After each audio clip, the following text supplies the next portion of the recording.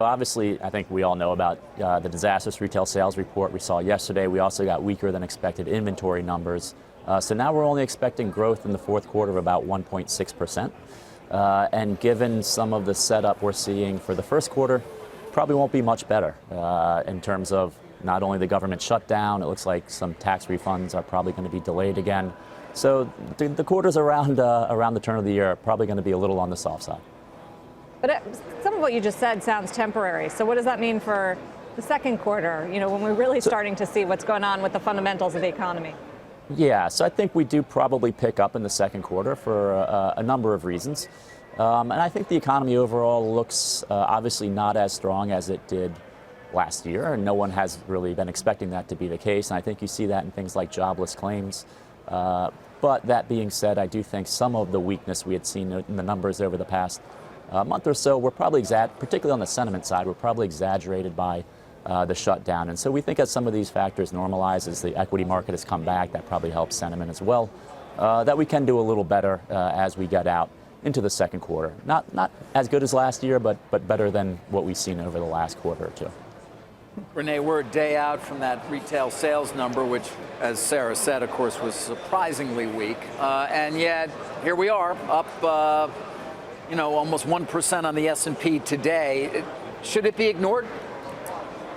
Well, I'm looking for either a global slowdown or a global shutdown.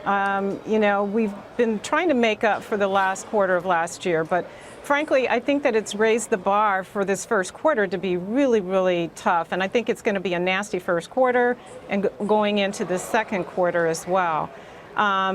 Partly because we've seen between rising interest rates, we've had the trade tariffs. A lot of people are concerned are going to turn into a trade war. And in addition to that, there's been a lot of talk about a global slowdown. So we just saw that with the retail numbers that came out. Some of that probably came through as a result of the partial global shutdown, government shutdown, but there still is some big concerns about what that's going to look like.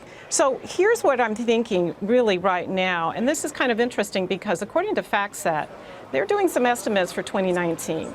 And they believe, based on the numbers that they're pulling in, the earnings estimates for companies that have a higher exposure outside the United States, 50% more in global exposure, they're only going to show an earnings estimate growth of a 1.7%.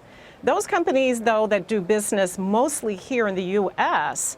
are going to show about 3 times that return of closer to 7%. So it's going to be an interesting situation, and some of the areas I think to look at right now to navigate around that slowness is going to be really in the areas of smaller companies, mid-cap companies that have more of a focus here in the United States. Small caps have been doing well. So Rick Santelli, are we getting the kind of enthusiasm that you might expect in the bond market from a day like this or week like this, 2% plus across the major averages for stocks? Are we getting that confirmed in bonds at all? Oh, I think the setup makes complete sense. Thank the global weakness.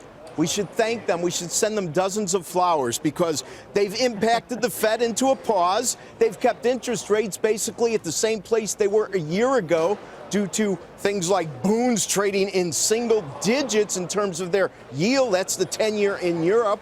And while all that's going on, the Dow Jones Industrial Average is 4% away from all-time highs. I can't think of a nicer setup.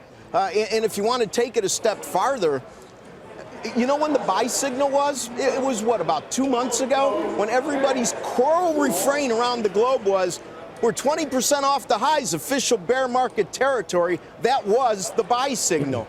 I think that the economy isn't as solid as it was, but it's plenty solid enough given the global liquidity and how much better our economy fares than everyone else's, while the rest of the globe pressures our rates down. I just think it's a perfect Goldilocks setup, and I would be shocked if we don't test all-time highs sometime in the next month and a half or sooner.